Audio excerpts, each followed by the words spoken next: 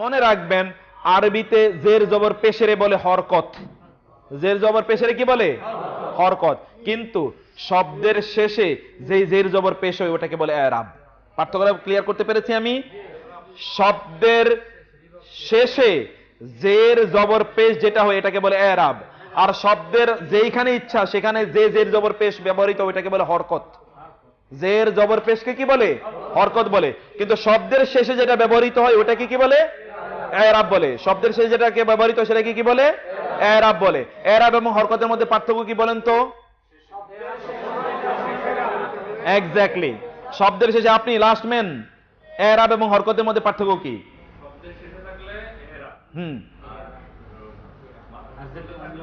শব্দের শুরুতে মধ্যখানে অন্য জায়গায় থাকলে সেটা কি বলে? হরকত, মানে হারাকা, হারাকাত। ক্লিয়ার? আপনি বলেন। জি।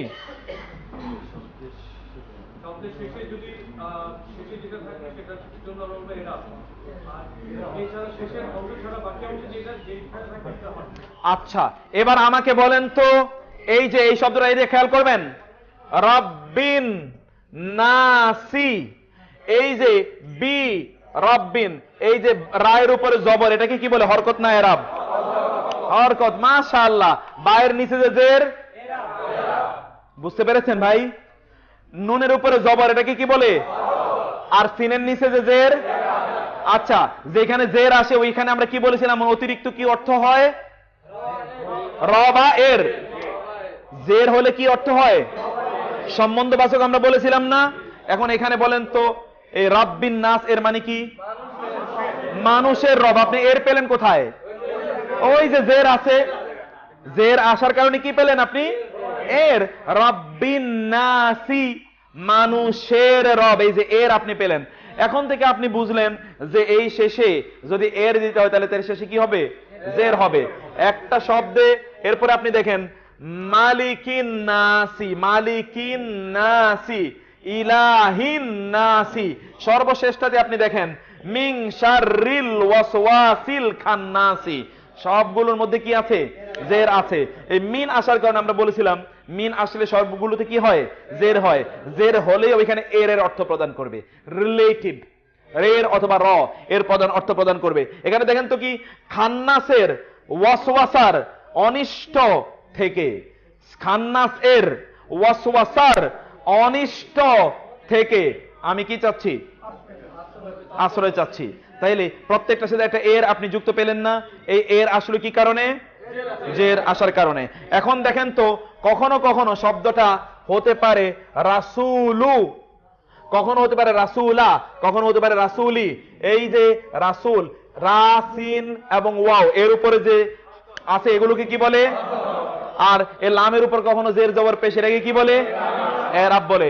মনে রাখবেন আরবি ভাষায় অর্থ বুঝতে হলে এরাব বুঝা লাগে, হরকত না বুঝলেও চলে। হরকত কিছুই যায় আসে না। আপনি রাসূলু কি কোনোদিন রুসুলু, রাসূলি কি কখনো রিসিলু, অথবা রাসূলি কি কখনো রাসিলু এরকম কিছু হবে? রাসু রাসুই হবে। শুধু এখানে লাম পেশলু, লাম জবর রাসূলা, রাসূলি অথবা রাসূলু এরকম হবে। ওই জায়গাটাতে আল্লাহ, আল্লাহু, আল্লাহি, আল্লাহ কিন্তু ঠিকই আছে, হু হু, হু হা হি, এখানে শুধুমাত্র পরিবর্তন হয়। ওই পরিবর্তনটাই অর্থটাকে নির্ধারণ করে। কারণ কখনো কখনো আল্লাহ কর্তা, কখনো কখনো আল্লাহ কর্মবাচক, কখনো কখনো আল্লাহ কি সম্বন্ধবাচক। এখন কর্তা আকারে আছে নাকি কর্ম আকারে আছে নাকি কর্ম আপনি সম্বন্ধবাচক আকারে আছে, আপনি তো বুঝবেন না যদি জের জবর না হয়। এই জের জবরটাকে বলা হয় কি? এরাব। এই টোটাল আলোচনাটা আমরা মূলত ইসমের প্রপার্টিতে এই জায়গাটি আপনাদের সামনে আলোচনা করব। এটাই মূলত আমাদের ইস্যু। এইটা বোঝানোর জন্য এতক্ষণ পর্যন্ত আমি বহু জায়গায় ঘুরে আসলাম, কিন্তু এইটা বোঝানোর জন্য সাধারণত আমরা মাদ্রাসায় 1 বছর সময় কাটাইছি, এরপরে ছাত্ররা বের হয়ে বলছে উনি কি বলছে আমরা কিছুই বুঝি নাই। আপনারা কি বুঝতে পেরেছেন? অনেকে কিন্তু মাথা নাড়েন। আপনারা বুঝতে পেরেছেন? আলহামদুলিল্লাহ। আমরা কিন্তু মাদ্রাসায় বুঝি নাই, বিশ্বাস করেন না। আপনারা যদি বুঝতে পারেন তাহলে বুঝবো যে আমি মোটামুটি কিছুটা হলেও সফল। আমি কি আবার বলবো কথাগুলো? ওকে, I have a question. The first sentence, Qul a'udhu birabbin nas. G That's what you have written here in the G book. What will be the Meaning? pronunciation of the last word? নাসি। Why nasi? আপনি যদি শুনেন, খেয়াল করবেন, একটা হচ্ছে ওয়াসল আর একটা হলে ফসল। একটাকে কি বলে অসল আর এটাকে বলে ফসল। অসল মানে মিলিয়ে পড়া। যদি আপনি পড়েন কুল আউযু বিরাব্বিন নাসি মালিকিন নাসি ইলাহিন নাসি মিন শাররিল ওয়াসওয়াসিল খান্নাসি, তাহলে আপনি মিলিয়ে পড়লেন। আর আপনি যদি বলেন কুল আউযু বিরাব্বিন নাস মালিকিন নাস, এটাকে বলে ফসল। ফসল মানে কি থেমে পড়া, ওয়াকফ করে পড়া। থেমে পড়লে আপনাকে সর্বশেষ বর্ণটাতে থামতে, অর্থাৎ সেখানে সাকিন দিয়ে পড়তে হবে কুল আউযু বিরাব্বিন নাস। আর যদি আপনি মিলিয়ে পড়েন তাহলে পড়তে হবে নাসি, কারণ অরিজিনালি এখানে সিন জেড সি। জি, যে সব থাকা সত্ত্বেও আমরা কুল আউযু বিরাব্বিন নাস পড়ি। হ্যাঁ, এটা কেন পড়ি এটা জানো? এটা যে বললাম যে থামলে, যদি দাড়ি থাকে। হ্যাঁ, যদি দাড়ি থাকে অথবা আপনি থামেন, থামার জন্য তো অবশ্যই দাড়ি লাগবে, নাইলে তো এখানে পেশাব করিবেন, না করিলে 100 টাকা জরিমানা হয়ে যাবে, তাই না? That means I have to stop here. Yes, you will have to stop. হয় তাহলে আমি কি সব সময় এই জেডটা বা যে কোনো এরা থাকুক না কেন, জেড জবর বা পেশ, সেটা উচ্চারণ করব? নো, এটা আরেকটা জিনিস। সেখানে হলো জের এবং পেশ থাকলে কি হবে, জের এবং পেশের জন্য, জের এবং পেশের ক্ষেত্রে আমরা সাকিন করব, কিন্তু যদি দুই জবর থাকে তাহলে কি করতে হবে, এক জবর পড়তে হবে। যেমন আপনি দেখবেন রাজুলা আহাদা ওয়ালা ইউশরিক বিইবাদাতি রাব্বিহি আহাদা, ওইখানে দুই জবর থাকলে এক জবর পড়তেই হবে। আর যদি দুই পেশ অথবা এক পেশ অথবা দুই জের অথবা এক জের থাকে, তাহলে ওখানে কি হবে, ওয়াকফ হবে। বুঝতে পেরেছেন আপনারা ভাইরা? এবার আমি একটা সামারি করি খুব সংক্ষেপে, আপনারা বুঝবেন। একটা ইসেমের মধ্যে 4টা সম্পদ থাকে। ইসেমের মধ্যে কয়টা সম্পদ থাকে? 4টা। প্রথম সম্পদটা হচ্ছে এই ইসিমটা হয় মারেফা হবে অথবা নাকেরা হবে। কি হবে? মারেফা হবে অথবা নাকেরা হবে। নাকেরা মানে হচ্ছে এর উপর তানবিন আছে, আর তানবিন থাকা মানে হচ্ছে এটা এ এবং এন, অর্থাৎ একটি অথবা একজন অর্থ প্রদান করবে। আর যদি মারেফা থাকে তার মানে হচ্ছে এখানে আলিফ লাম আছে। মারেফা মানে কি? আলিফ লাম আছে। আলিফ লাম মানে কি? টি বুঝাবে। আলিফ লাম মানে কি? টি বুঝাবে, নির্দিষ্ট বুঝাবে। 1 নাম্বার। 2 নাম্বার হচ্ছে এইটা কি ইন্ডিকেট করবে? জিন্স। কি ইন্ডিকেট করবে? জিন্স। অর্থাৎ শব্দটা হয় হবে মুজাক্কার অথবা হবে মুয়ান্নাস। মুজাক্কার মানে পুরুষ আর মুয়ান্নাস মানে কি? নারী। মুজাক্কার যাকার থেকে এসেছে, যাকারুন মানে ছেলে, আর মুয়ান্নাস উনসা থেকে এসেছে, উনসা মানে মেয়ে। মুজাক্কার মুয়ান্নাস, এটা হলো কি? জিন্স। এটাকে কি বলে? জিন্স। 3 নাম্বার হলো এই শব্দটার সংখ্যা। এটা হয় এক বচন হবে অথবা বহু বচন হবে। আরবি ভাষায় শুধুমাত্র দ্বিবচন আছে, এটা আমাদের এখানকার আলোচনার বিষয় না। এখন আমরা বললাম প্রথমত আলোচনা করছি পুরুষ, কিন্তু হতে পারে পুরুষগুলো বা পুরুষরা অথবা পুরুষগণ, তাই না? আবার নারী আলোচনা করলাম, নারীরা বা নারীগণ। বহুবচন আপনি করে ফেললেন। এই বহুবচনটা ওই শব্দের মধ্যেই আছে। আরবিতে ইসেমের মধ্যে এটা পাওয়া যায়। যেমন আপনি বাংলা ভাষায় আলাদা করে গুলু, গণ, জন ইত্যাকার বিভিন্ন ধরনের বিষয় ব্যবহার করতে হয়। আরবিতে এস বা ইএস ব্যবহার করতে হয়। ইংরেজিতে, আরবিতে এরকম কোনো কিছু করা লাগে না। শব্দের মধ্যেই কি একটা পরিবর্তন ঘটে, ওই পরিবর্তনের মাধ্যমেই এটা বোঝা যায় যে শব্দটা কি এক বচন না বহু বচন, এক বচন না বহু বচন। এই শব্দটার সংখ্যা, যেটাকে আমরা বলি কি আদদ, অর্থাৎ আদদ এই শব্দের মধ্যেই, এই নাউনের মধ্যে আদদ বোঝা যায়। আর 4 নম্বর হলো এই শব্দটি এর কি, শব্দটির এরাব। শব্দটির কি এরাব, অর্থাৎ কারক। আমরা বাংলাতে যেটা পড়ে এসেছি কারক অথবা বিভক্তি, এই শব্দের মধ্যে কারক অথবা বিভক্তি আছে। বাংলা ভাষায় আপনাকে নতুন জিনিস ব্যবহার করতে হয়, কে, হিসাবে, দ্বারা, এ, র, কিন্তু আরবিতে, ইংরেজিতে এরকম ব্যবহার করা লাগে, আরবিতে কোনো কিছু ব্যবহার করা লাগে না, শব্দের মধ্যেই বোঝা যায়। সেটা হচ্ছে শব্দটি যদি কর্তৃবাচক হয় তাহলে পেশ হবে। কোথায় পেশ হবে? শব্দের শেষে নাকি শুরুতে? শুরু মধ্যখানে যেগুলো আছে এগুলোকে কি বলে? আর শেষেরটাকে কি বলে? এরাব বলে। তার শেষে কি থাকবে? পেশ থাকবে যখন কর্তৃবাচক হয়। আর যখন কর্মবাচক হয় তখন কি হবে? আর যখন সম্বন্ধবাচক হয় জের হবে। সম্বন্ধবাচকের অর্থ কি? এর। সম্বন্ধবাচকের অর্থ কি? র বা এর। আর কর্মবাচকের অর্থ হলো কে অথবা হিসাবে, কে অথবা হিসেবে অথবা স্বরূপ, কে হিসাবে স্বরূপ, কে হিসাবে স্বরূপ, যেমন আল্লাহকে অথবা মুহাম্মদকে রাসূল হিসাবে, এই যে হিসাবে রাসূলা মানে রাসূল হিসাবে, রাসূলান জবর মানে কি রাসূল হিসাবে। বুঝতে পেরেছেন? আমরা এবার সামনে আগাই, এক্সাম্পলের দিকে আসেন। এক্সাম্পল আমাদের জন্য সব কিছু সহজ করে দেবে। আপনি প্রথমত দেখেন এখানে আমরা বলেছি ইহদিনা, ইহদি মানে কি দেখান, না মানে কি আমাদের কি দেখান, আমাদেরকে আমাদেরকে কি দেখাবেন, কিসের হেদায়েত দেখাবেন, সিরাত, কিসের পথ দেখাবেন, আমাদেরকে কিসের হেদায়েত দেবেন, সিরাতের। সিরাতটা এখানে কি কর্তা না কর্ম বলেন না? আমাদেরকে পথ আমাদেরকে দেখান, দেখান দেখান হচ্ছে কি ভার্ব, দেখান কি কে দেখাবে, তাহলে কর্তা আছে কিনা, কর্তাও আছে কর্ম আছে, কিন্তু কর্মবাচক নাই, মানে কর্তাও আছে ক্রিয়াও আছে, সরি কর্তাও আছে ক্রিয়াও আছে কিন্তু কর্মবাচক নাই। কর্মবাচক কি সিরাত। এখন সিরাতের উপর কি হবে, আপনারা বুঝেন নাই কেন? এতক্ষণ আমরা বললাম কর্মবাচক মানে কি হওয়া, জবর হওয়া, ন সম্বন্ধবাচক মানে হলো জের হওয়া। সম্বন্ধবাচক মানে কি, যেখানে এর আসবে, যেখানে এর আসবে। কর্মবাচক মানে কি হওয়া, শব্দের উপর জবর হওয়া। এখন ইহদিনা এরপরে কি হবে, as-sirata, obviously as-sirata হবে, obviously কি হবে as-sirata। as-sirata আমাদেরকে পথ দেখান, আমাদেরকে কেমন পথ দেখাবেন, আমাদেরকে কেমন পথ দেখাবেন, মুস্তাকিম সরল পথ। অতএব ওই সরলটা কি পথের ব্যাপারে একটা গুণ বর্ণনা করা হচ্ছে না? অতএব যেইটার গুণ বর্ণনা করা হচ্ছে ওইটার যা অবস্থা ওইটারও একই অবস্থা হবে। as-siraতের উপর যেহেতু জবর আছে, আল মুস্তাকিমের উপর কি হবে, as-siraতাল মুস্তাকিমা। বুঝতে পেরেছেন? as-siraতাল মুস্তাকিমা।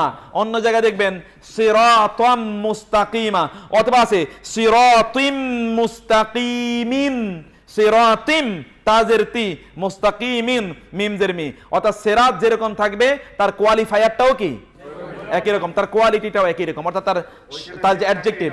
এক্স্যাক্টলি এই বিষয়টা আমরা আজকে আলোচনা করব, কিন্তু আপনাদেরকে অগ্রিম বলে রাখলাম।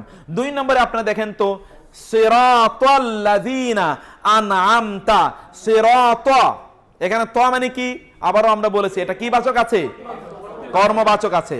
কি বাচক আছে, কর্মবাচক। অর্থাৎ পথ দেখান, পথ কাদের, যাদের উপর আপনি নেয়ামত প্রদান করলেন। আপনি দেখলেন যে এখানে প্রথমত আমরা যেই শব্দটি দেখলাম, প্রথমত এই সিরাত, এই সিরাতটা কি বলেন তো? আমরা কিন্তু আপনাদেরকে 4টা প্রপার্টির কথা বলেছি। কয়টা প্রপার্টি? 4টা। প্রথম প্রপার্টি কি ছিল, নাকেরা মারেফা। এই 2টা সিরাতের মধ্যে পার্থক্য কি বলেন তো? একটা কোনটা? এক্স্যাক্টলি। কেন বুঝতে পারেন নাই? হ্যাঁ, আপনি একেবারে পিছন থেকে উঠেন তো। প্রথম 2টা সিরাতের মধ্যে কি পার্থক্য বলেন তো? এই যে 2টা আয়াত, প্রথমে সিরাতাল লাযিনা, প্রথমত হচ্ছে ইহদিনাস সিরাতাল মুস্তাকিম, 2 নম্বর হচ্ছে সিরাতাল লাযিনা আনআমতা আলাইহিম। এই 2টার মধ্যে পার্থক্য কি বলেন তো? ইহদিনাস সিরাত, ওই যে প্রথম সিরাত আর দ্বিতীয় সিরাতের মধ্যে পার্থক্য কি?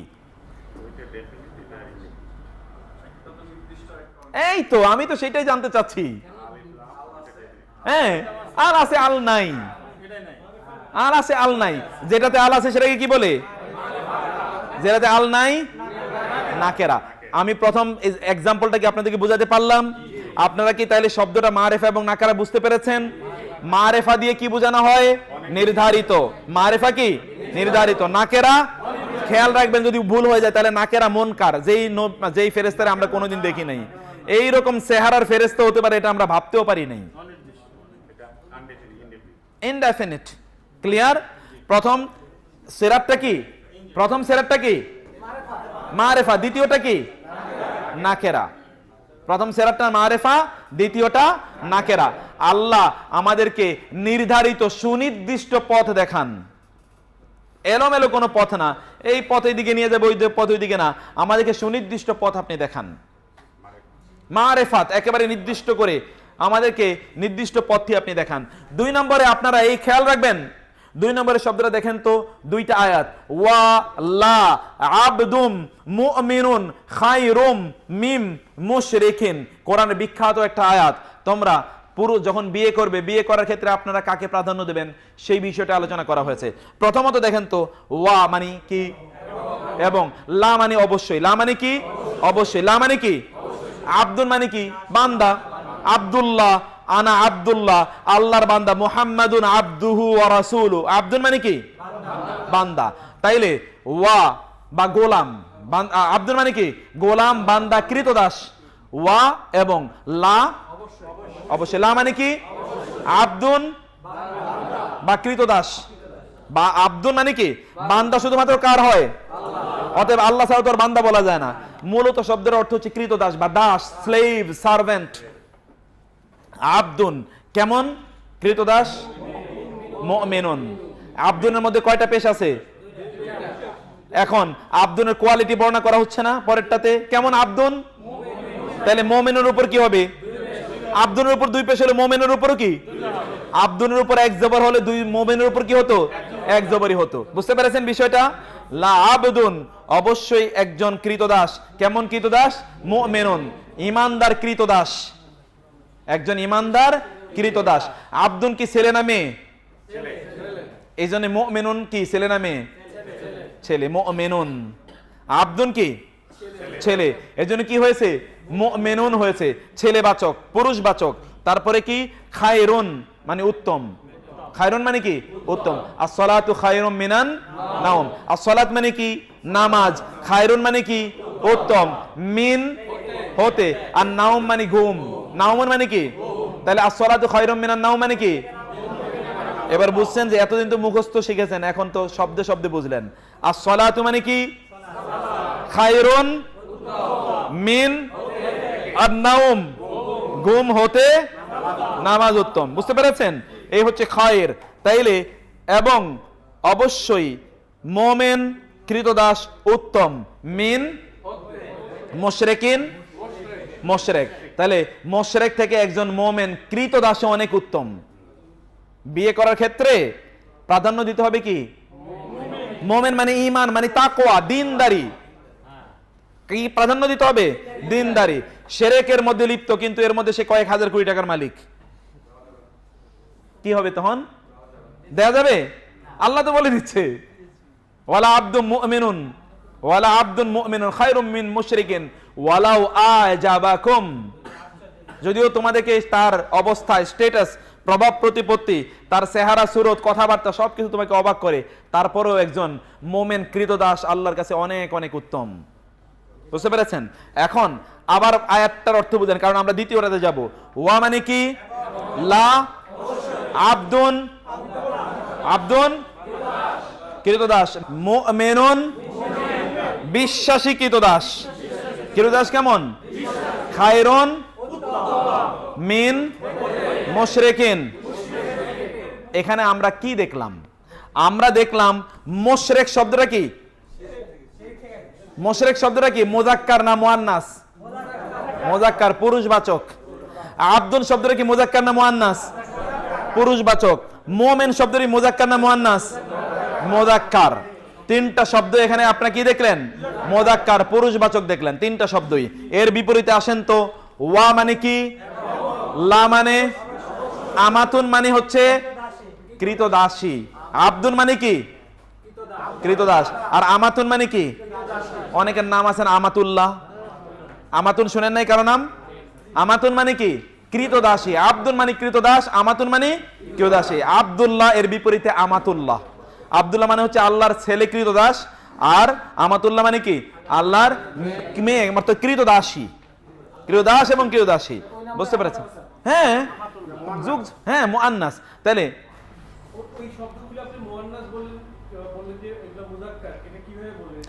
এই জিনিস তো আমরা আরো পরে বুঝবো। আমি তো প্রথমে আপনাদেরকে দেখালাম, আগে উদাহরণের দিকে একটু আগাই, আগে উদাহরণের দিকে আমরা আগাই যে কিভাবে জিনিসটা আমরা বুঝবো। এখন আমাতুন এর আগে আপনাদেরকে বলে এসেছিলাম যে একটা শব্দের শেষে যদি তা থাকে তাহলে ওই শব্দটা কি? ইসিম। শব্দের শেষে তা থাকলে কি হয়? আজকে নতুন করে বললাম, শব্দের শেষে যদি গোলতা থাকে তাহলে ওটা মুআন্নাস। শব্দের শেষে যদি গোলতা থাকে তাহলে কি? মুআন্নাস। এখন আব্দুনের মধ্যে কি গোলতা আছে? মুমিনুনের মধ্যে গোলতা আছে? মুশরিকুনের মধ্যে গোলতা আছে? নাই। কিন্তু এখানে আমাতুনের মধ্যে গোলতা আছে কিনা? আমাতুন মানে কি? কৃতদাসী। কেমন কৃতদাসী? তাহলে কি হবে? আমাতুনের ব্যাপারে কি হবে? মুমিনাতুন। আবদুনের জন্য মুমিনুন হইছে, আমাতুনের জন্য কি হবে? মুমিনাতুন। কারণ আমাতুনের কোয়ালিটি বর্ণনা করা হচ্ছে না। আমাতুন যদি নারীবাচক হয় তাহলে মুমিনা কি হবে?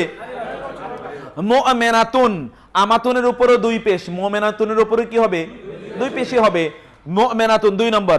খায়রুন মিন মুশরিকাতিন। মুশরিকাতিন মানে কি? মহিলা মুশরিক। আর ওখানে পুরুষ মুশরিক কি? মুশরিক। এবার দুইটা বাক্যের মধ্যে পার্থক্যটা কি দেখলেন বলেন তো? মুযাক্কার মুযাক্কার মুযাক্কার মুআন্নাস। মুযাক্কার প্রথমটাতে আমরা কি কি মুযাক্কার পেলাম? আবদুন, মুমিনুন, মুশরিকুন। কি কি পেলাম? আর দ্বিতীয়টাতে কি পেলাম? আমাতুন, মুমিনাতুন, মুশরিকাতুন।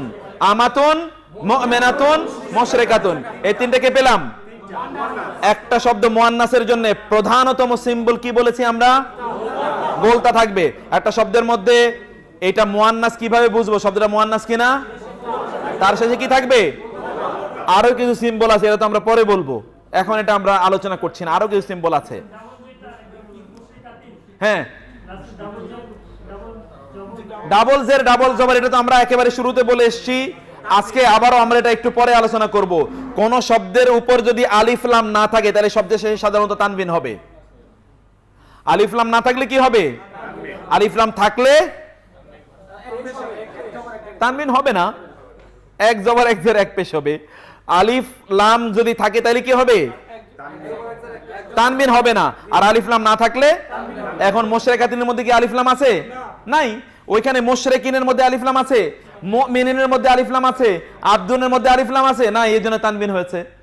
তানবিন না থাকলে আলিফ লাম হবে, তানবিন যদি থাকে তাহলে কি আলিফ লাম হবে না। 2 নম্বরের প্রপার্টি নিয়ে আলোচনা করলাম ইসমের। কয় নম্বর প্রপার্টি? 2 নম্বর প্রপার্টি, 2 নম্বর সম্পদ।